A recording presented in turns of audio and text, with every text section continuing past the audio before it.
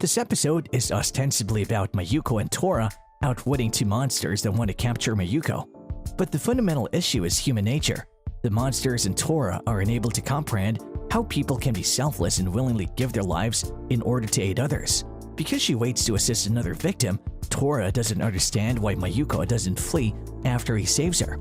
He also doesn't understand why Mayuko would permit Asako to spend time with Ushio alone if she truly cares about him.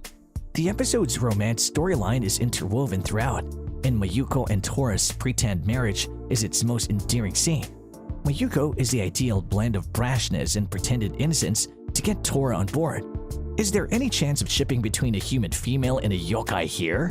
It is possible, given that Asako and Ushio's developing relationship and Tora's grudgingly growing fondness for Mayuko are similar. This episode is bookended by Mayuko's upbeat monologues detailing her favorite things, which appear to allude to a deeper respect for Tora-chan. But the door is left fairly wide open. If the idea is such a connection makes you uncomfortable, consider it a developing friendship. There are many mystical creatures in Ushio and Tora, thus it was inevitable that the men in black would ultimately appear.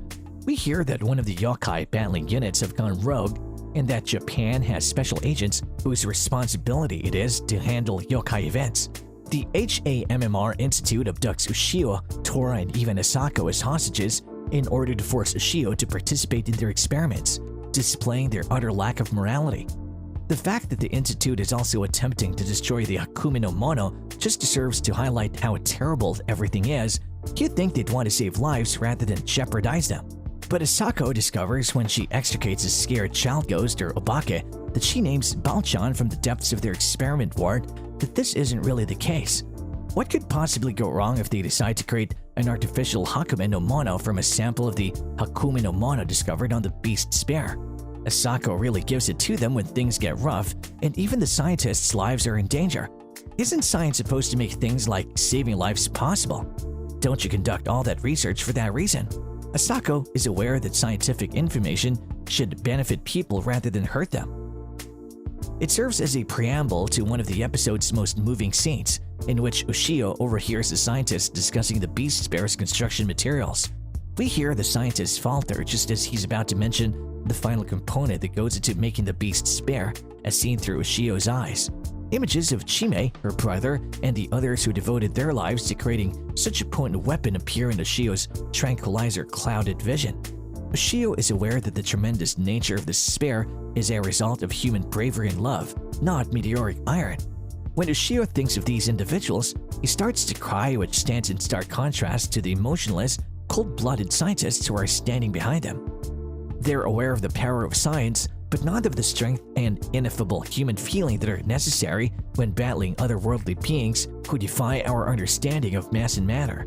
The scientists at the HAMMR Institute are rapidly falling behind as the all-powerful bad guys gain headway as a result of their botched experiment, the Hakumi no Mono shard. Their initial reaction is still rather icy. They're prepared to defend themselves and set off the area's explosives, eliminating the monster and their injured co-workers. But when Dr. Helena sees the righteously enraged expressions on Ushio and Asako faces, she can no longer stand it and decides to assist them. She lost her son when he was just 7 years old, and since then, as we learn, she has developed a callous shell that has enabled her to carry out merciless experiments with little concern for other people. She fudges everything by assisting Ushio, Tora, and Asako in saving the day, and even pulling off a rescue that she had earlier deemed unachievable from a scientific standpoint. She remarks, "In science, it's apparent what you can and cannot achieve." But when Ushio and Tora's strength soars, she understands they possess a kind of power that cannot be measured by logic.